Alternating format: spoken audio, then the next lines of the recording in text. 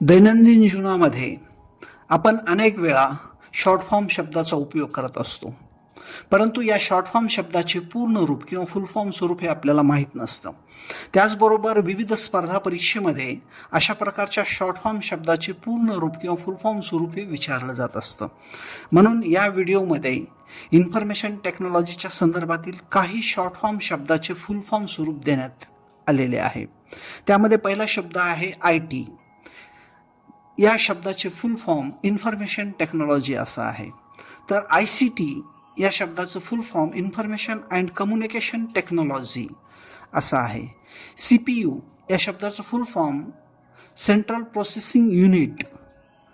RAM या शब्दाचे फुल form random access memory.